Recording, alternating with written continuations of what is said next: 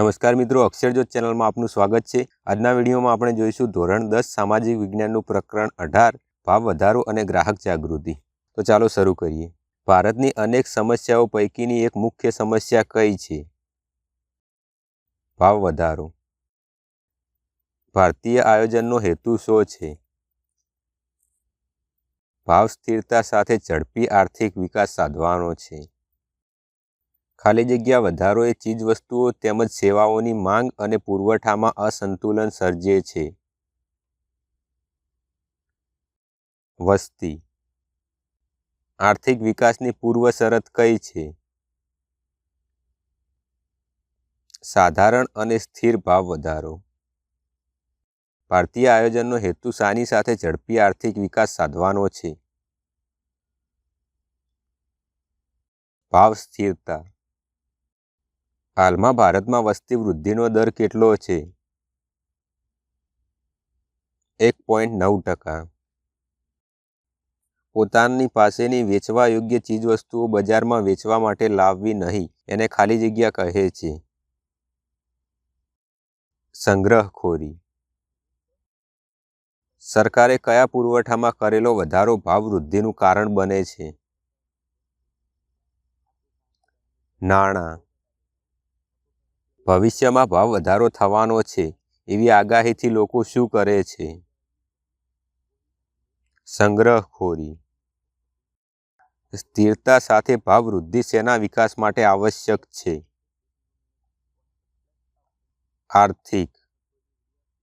નાણાંનો પુરવઠો ચીજવસ્તુઓના પુરવઠા કરતાં વધી જાય ત્યારે ભાવો વધી જાય છે। ભારતીય અર્થતંત્રમાં નાણાંનો પુરવઠો કોણ વધારી ઘટાડી શકે છે?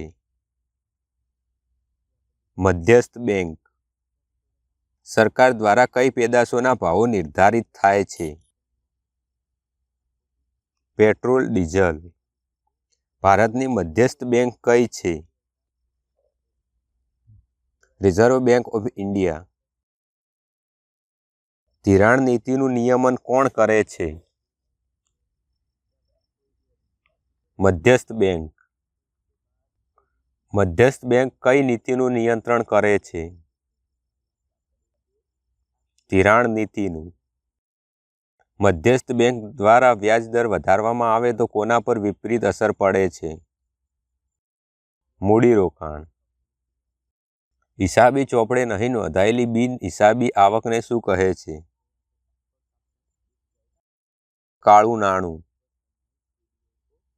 ભારતમાં ભાવ વૃદ્ધિનું મહત્વનું કારણ કયું છે? બિન યોજનાકીય જાહેર અને સંરક્ષણ ખર્ચનો વધારો। ભાવ વધારાને અંકુશમાં રાખવાની વ્યૂહરચનાનું એક પગલું તે જાહેર વિતરણ પ્રણાલી। વાજબી ભાવ અને ખુલ્લા બજારના ભાવોનો તફાવત સરકાર ઉઠાવે છે તેને ખાલી જગ્યા કહે છે? સબસિડી। સરકારે ભાવ સપાટીને અંકુશિત રાખવા માટે ખાલી જગ્યા અમલમાં મૂક્યો છે? આવશ્યક ચીજવસ્તુ ધારો। આવશ્યક ચીજવસ્તુ અંગેનો ધારો ઈસવીસન ખાલી જગ્યામાં કરવામાં આવ્યો? ઈસવીસન 1995। સટ્ટાખોરી, સંગ્રહખોરી, નફાખોરી વગેરે પ્રવૃત્તિઓ સામે કયો કાયદો ઘડવામાં આવ્યો છે? પાસા। પ્રાચીન સમયમાં અર્થશાસ્ત્ર નામના ગ્રંથની રચના કોણે કરી હતી? કૌટિલ્યે। ગ્રાહકોના વિવિધ અધિકારોનું રક્ષણ કરવું એ કોનો મુખ્ય ઉદ્દેશ છે? ગ્રાહક જાગૃતિનો। પેટ્રોલ, ડીઝલ, રાંધણગેસ, સિમેન્ટ, લોખંડ, પોલાદ વગેરેના ભાવો શેના આધારે નક્કી થાય છે? ભાવ નિર્ધારણ તંત્રના। ગ્રામીણ ગ્રાહકોના શોષણ માટે કઈ બાબત સવિશેષ જવાબદાર છે? અજ્ઞાનતા અને જાગૃતિનો અભાવ। ગ્રાહક સુરક્ષા હેઠળ નીચેનામાંથી કઈ સેવાઓનો સમાવેશ કરવામાં આવ્યો નથી? પોલીસ સેવા। વિશ્વમાં ગ્રાહક અધિકાર દિનની ઉજવણી ખાલી જગ્યા તારીખે થાય છે? 15 માર્ચે. 15 માર્ચનો દિવસ વિશ્વમાં કયા દિવસ તરીકે ઉજવાય છે? ગ્રાહક અધિકાર દિન. 15 માર્ચનો દિવસ ભારતમાં કયા દિવસ તરીકે ઉજવાય છે? વિશ્વ ગ્રાહક અધિકાર દિન. કેન્દ્ર સરકારે ગ્રાહક સંબંધી કાયદાના નિયમો માટે કઈ સંસ્થા સ્થાપી છે? રાષ્ટ્રીય તકરાર નિવારણ તંત્ર. કેન્દ્ર સરકારે ગ્રાહકોની સુરક્ષાના કાયદાના અમલ માટે રચેલું કમિશન કયા નામે ઓળખાય છે? રાષ્ટ્રીય ઉપભોક્તા આયોગ. ભારતમાં સામાજિક આર્થિક કાયદાઓના ઇતિહાસમાં કયો કાયદો સીમાચિહ્ન રૂપે છે? ગ્રાહક સુરક્ષા અધિનિયમ 1986. ગ્રાહક સુરક્ષા કાયદાની સૌથી મોટી અદાલત કઈ છે? રાષ્ટ્રીય કમિશન અથવા રાષ્ટ્રીય ફોરમ. ભારતમાં 24 ડિસેમ્બરનો દિવસ કયા દિન તરીકે ઉજવવામાં આવે છે? રાષ્ટ્રીય ગ્રાહક અધિકાર દિન. ભારતમાં રાષ્ટ્રીય ગ્રાહક અધિકાર દિન ક્યારે ઉજવાય છે? 24 ડિસેમ્બરના દિવસે. ગુજરાત ગ્રાહક સુરક્ષા નિયમો 1988 ક્યારે અમલમાં મૂકવામાં આવ્યા? 18 ફેબ્રુઆરીના દિવસે. ગ્રાહકે હંમેશા કેવા માર્કાવાળી ચીજવસ્તુઓ જ ખરીદવાનો આગ્રહ રાખવો જોઈએ? ISI. ગ્રાહકે શાની ચોકસાઈ કરીને વસ્તુ ખરીદવી જોઈએ? ગુણવત્તા. ગ્રાહકોનું શોષણ થવાનું એક કારણ છે? પ્રજાની નિરક્ષરતા. 1 કરોડથી વધુ રકમના દાવાની અરજી ક્યાં થાય છે? રાષ્ટ્રીય કમિશન. જે કોઈ વ્યક્તિ કોઈ પણ માલ, વસ્તુ કે સેવાની પૈસા અથવા આવેદનના બદલામાં ખરીદી કરે તેને શું કહેવાય? ગ્રાહક. રાષ્ટ્રીય કમિશન અથવા રાષ્ટ્રીય ફોરમ સમક્ષ કેટલી રકમ સુધીના દાવાની અરજી થઈ શકે છે? 1 કરોડથી વધારે. રાજ્ય કમિશન અથવા રાજ્ય ફોરમ સમક્ષ કેટલા રકમ સુધીની દાવાની અરજી થઈ શકે છે? 20 લાખથી 1 કરોડ સુધીના. ગ્રાહક શિક્ષણ જાગૃતિ માટે કયું સામાયિક બહાર પાડે છે? ઇનસાઇટ. ISI નામની સંસ્થા હવે કયા નામે ઓળખાય છે? BIS. ખેતીવાડી ઉત્પન્ન બજાર કાયદો ઈસવીસન અમલમાં આવ્યો? ઈસવીસન 1937. USAમાં સૌપ્રથમ ગ્રાહક અધિકારોની ઘોષણા કઈ સાલમાં કરવામાં આવી હતી? ઈસવીસન 1962માં. ભારતમાં ખેતી પર આધારિત ચીજવસ્તુઓ પર કયો માર્કો લગાડવામાં આવે છે? એગમાર્ક. ભારતમાં ખેત આધારિત ચીજવસ્તુઓ સિવાયની ચીજવસ્તુઓને પ્રમાણિત કરવા ખાલી જગ્યાઓ માર્કો વપરાય છે? ISI. આંતરરાષ્ટ્રીય સમજૂતી અનુસાર આંતરરાષ્ટ્રીય ગુણવત્તાનું પ્રમાણપત્ર આપવાનું કામ કોનું છે? ISOનું. કઈ સંસ્થા વેપારીને ISI કે એગમાર્ક માર્કો વાપરવાની છૂટ આપે છે? DMI. ISIની સ્થાપના ઈસવીસન માં થઈ? 1947.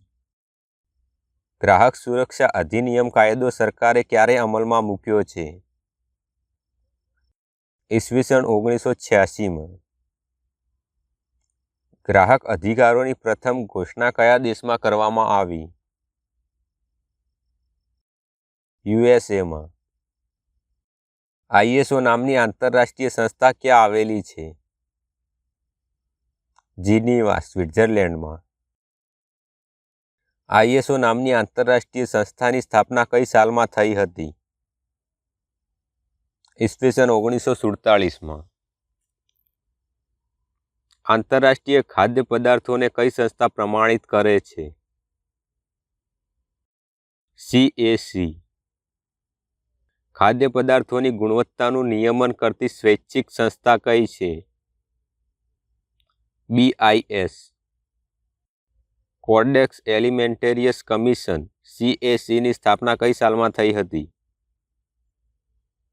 ઈસવીસન 1963માં. કોડેક્સ એલિમેન્ટેરિયસ કમિશન CACનું મુખ્ય કાર્યાલય ક્યાં આવેલું છે? ઇટલીની રાજધાની રોમમાં. નીચેનામાંથી કયું વિધાન ખોટું છે તે જણાવો.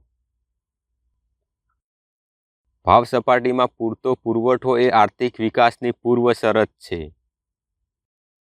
સરકાર દ્વારા ભાવ વધારો નીચેની કઈ ચીજ પર આદેશ બહાર પાડીને થતો નથી?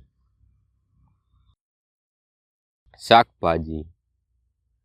એક વેપારી કાળા બજાર દ્વારા ઊંચી કિંમત વસૂલ કરીને વધુ નફો પ્રાપ્ત કરવા માટે અસામાજિક પ્રવૃત્તિ આચરે છે. કૃત્રિમ અછત ઊભી કરીને. જાહેર વિતરણ પ્રણાલીની સફળતાનો આધાર શાના પર રહેલો છે? આપેલ તમામ. ભાવ વૃદ્ધિના જે કારણો છે તેમાં નીચેનામાંથી કયું એક કારણ નથી? રાજકીય પરિબળ. ભાવ વૃદ્ધિને અંકુશમાં લેવા માટે સરકારે જે પગલાં ભર્યા છે તેમાં નીચેનામાંથી કયું એક પગલું નથી? ભાવ સૂચકાંકની સ્થિરતા. આંતરરાષ્ટ્રીય ગુણવત્તાનું પ્રમાણપત્ર કઈ સંસ્થા આપે છે? આઈએસઓ. ગ્રાહક સુરક્ષા ધારા અનુસાર નીચેનામાંથી કઈ બાબત ફરિયાદ સાથે સંબંધિત નથી? ફરિયાદ હાઈકોર્ટમાં જ દાખલ કરવી પડે છે. અમદાવાદ શહેરમાંથી ઇલેક્ટ્રિક ઇસ્ત્રી ખરીદનાર 4 વ્યક્તિઓએ તેમાં અનુભવેલ ખામી બદલ નીચેની વિગતે જિલ્લા ગ્રાહક ફોરમમાં અરજી કરી. રમેશભાઈએ પાકા બિલ અને ગેરંટી કાર્ડ સાથે વકીલની મદદથી અરજી કરી. અનિલભાઈએ પાકા બિલ અને ગેરંટી કાર્ડ સાથે જાતે જ અરજી કરી. સુનિલભાઈએ પાકા બિલ અને ગેરંટી કાર્ડ વગર જાતે જ અરજી કરી. સુનીતાબહેને પાકા બિલ અને ગેરંટી કાર્ડ વગર વકીલ મારફતે અરજી કરી. જિલ્લા ગ્રાહક ફોરમમાં કેસ જીતવામાં કોણ સફળ થઈ શકશે? માત્ર રમેશભાઈ અને અનિલભાઈ. સરિતાબહેને અથાણા બનાવવાની ફેક્ટરી ગૃહ ઉદ્યોગ શરૂ કરી. ગુણવત્તા માટે તેઓએ પોતાના ઉત્પાદન પર કયો માર્કો લગાવવો જોઈએ? Egg mark. ગ્રાહક જાગૃતિનો સંદેશ કયો છે? જાગો ગ્રાહક જાગો. કયા અર્થતંત્રમાં ઉપભોક્તાવાદી વિચારસરણી પ્રવર્તે છે? મૂડીવાદી. જિલ્લા ફોરમ સમક્ષ કેટલી રકમ સુધીના દાવાની અરજી થઈ શકે છે? 20 લાખ સુધીનો. બીપીએલ વ્યક્તિઓને, સિનિયર સિટીઝન્સ અને વિકલાંગ વ્યક્તિઓને ગ્રાહક સુરક્ષા ક્ષેત્રે મફત કાનૂની સેવા અને વકીલની સેવા કોણ પૂરી પાડે છે? જિલ્લા મફત કાનૂની સેવા. ગ્રાહક જાગૃતિ માટે પ્રકાશિત થતા સામાયિકો પૈકી કયું એક સામાયિક પ્રસિદ્ધ થાય છે? The consumer. માંસ અને તેની બનાવટો પર કયો માર્કો લગાડવામાં આવે છે? MPO. ટીનમાં પેક કરેલ જ્યુસ, ફળો અને શાકભાજીની ઉત્પાદક વસ્તુઓ પર કયો માર્કો લગાડવામાં આવે છે? FPO. BIS દ્વારા પ્રક્રિયાથી તૈયાર કરેલા ખોરાકના ઉત્પાદનોને કયો માર્કો આપવામાં આવે છે? HACCP. BIS દ્વારા સાબુ, ડિટર્જન્ટ, રંગ રસાયણો, લુબ્રિકેટિંગ ઓઇલ પેકેજિંગ વગેરે પર કયો માર્કો આપવામાં આવે છે? ECO. ભારતમાં ISO સાથે સંપર્કની કામગીરી કોણ સંભાળે છે? BIS. ભારતમાં CAC સાથે સંપર્કમાં રહીને કોણ કામ કરે છે? Director general of health services. ગ્રાહક સંબંધી ફરિયાદ કરવા કે કાયદા અંગેની વિશેષ માહિતી મેળવવા કે માર્ગદર્શન માટે ગુજરાત રાજ્યની હેલ્પલાઇન ટોલ ફ્રી નંબર કયો છે? 1800-233-022. ગ્રાહક સંબંધી ફરિયાદ કરવા કે કાયદા અંગેની વિશેષ માહિતી મેળવવા કે માર્ગદર્શન માટે રાષ્ટ્રીય કક્ષાએ હેલ્પલાઇન ટોલ ફ્રી નંબર કયો છે? 1800-114-000. હવે લાસ્ટ પ્રશ્ન તમારા માટે, જેનો જવાબ તમારે નીચે કમેન્ટ બોક્સમાં આપવાનો છે. પ્રશ્ન છે, સરકારની જાહેર આવક અને ખર્ચ અંગેની નિધિ એટલે શું? તો આ વિડીયોમાં માત્ર આટલું જ. વિડીયો ગમ્યો હોય તો લાઇક કરજો, ના ગમ્યો હોય તો ડિસલાઇક કરો, અને આવા પ્રકારના વધુ વિડીયો માટે ચેનલને સબસ્ક્રાઈબ કરી શકો છો.